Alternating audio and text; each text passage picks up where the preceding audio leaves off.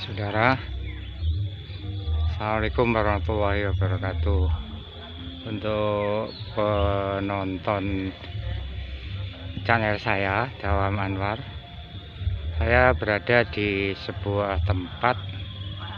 Ini merupakan suatu perbatasan paling selatan dari desa saya dengan desa sebelah barat desa saya. Ini kenapa saya di sini? Karena ini ada cerita yang cukup menegangkan ya, cukup misterius dengan perbatasan sebelah selatan desa saya ini. Nih, desa saya ini dengan desa sebelah, dengan desa Pucung Kidul. Ini di sekitar ini di bawah tanah ini ditemukan banyak sekali batu bata besar yang diperkirakan ini bekas peninggalan orang-orang tempo dulu. Dulu ketika saya pernah menggali tanah di sekitar ladang milik orang tua saya untuk pondasi rumah saya, ini ditemukan banyak sekali batu bata besar, seperti nampaknya milik batu besar kuno, jadi milik orang-orang zaman dulu.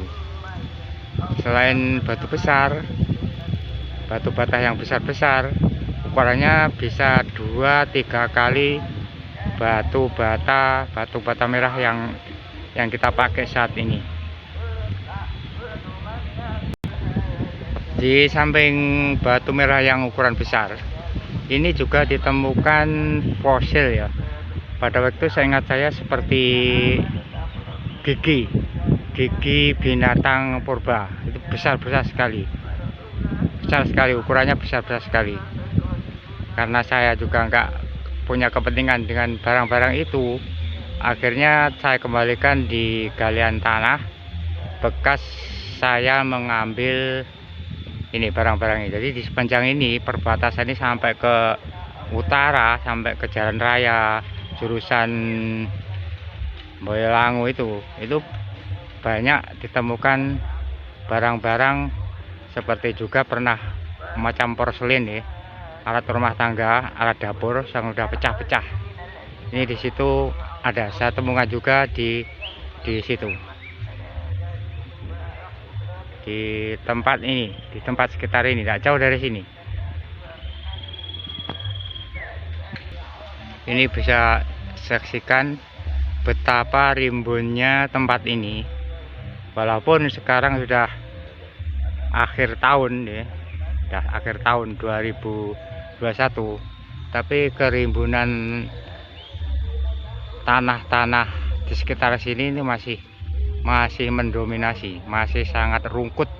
Orang jiwa rungkut, gelap sekali. Ini masuk siang aja gelap, apalagi nanti kalau malam hari, mungkin lebih suasana lebih mistis lagi. Ini ceritanya, ini ada dulu sekitar tahun awal akhir 70-an, ini kan musimnya orang duduki lemah, mengambil batu bata untuk dijadikan batu merah yang sudah jadi bubuk, dideplok sendiri.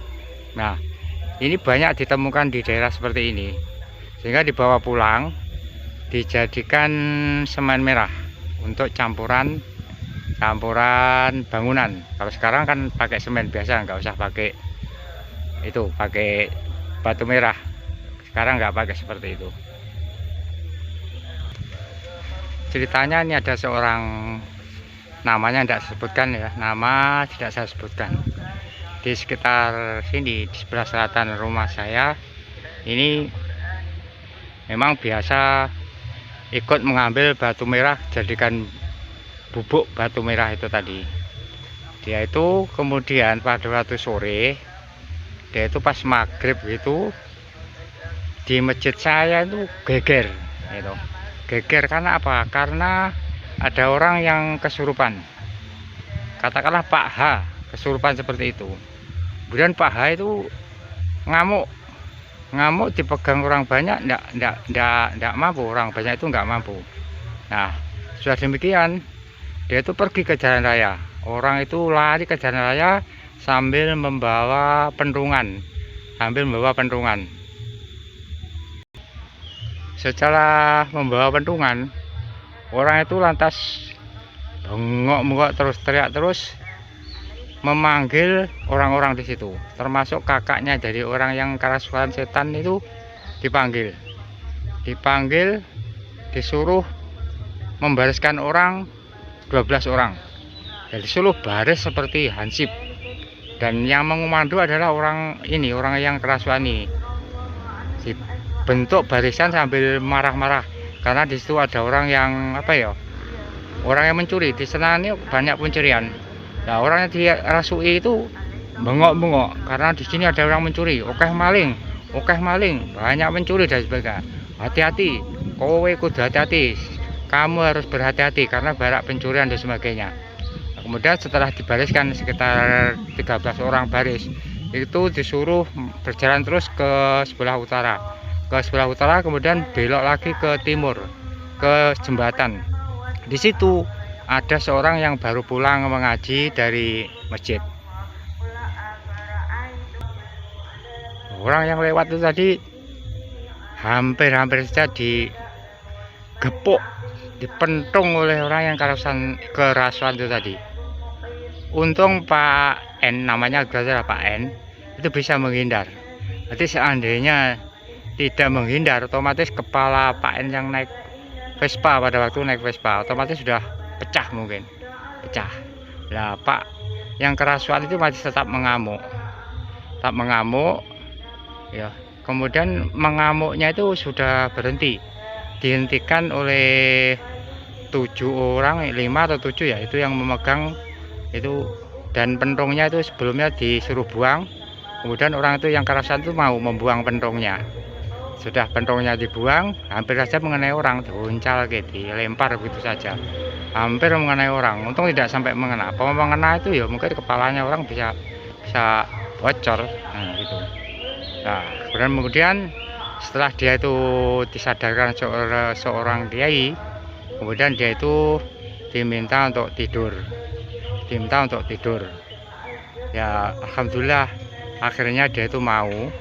Dan tidak hanya begitu saja, ini kemudian masih ada lagi peristiwa yang sama, orang yang sama. Karena memang orang itu gampang, kalau sudah gampang dimasuki setan ya gampang seperti itu. Akhirnya oleh seorang kiai dituturi supaya kalau maghrib jangan geletak, jangan tiduran. Pak yang kerasuan kan biasa tiduran di rumahnya. Kemudian dibekali juga supaya sering sholat sunnah, ayat-ayat Al-Quran yang bisa untuk mengusir bangsa jin ini. Jadi masih bisa diselamatkan sampai sekarang. Orangnya itu sampai sekarang ya alhamdulillah sudah selamat dan tidak kerasuan lagi. Ini memang dihindari ya tempat-tempat yang seperti ini, terutama itu banyak situs purbakala yang masih banyak peninggalannya. Ini kita harus hati-hati, terutama banyak membaca Al-Quran, ayat-ayat Al-Quran yang bisa untuk mengusir makhluk halus. Insya Allah demikian.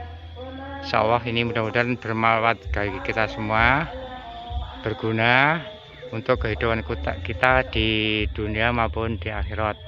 Mohon maaf, ini channel saya itu memang membahas yang sederhana, tapi semua yang saya sampaikan ini adalah kisah nyata, kisah yang pernah terjadi, dan pun mungkin waktunya sudah lama.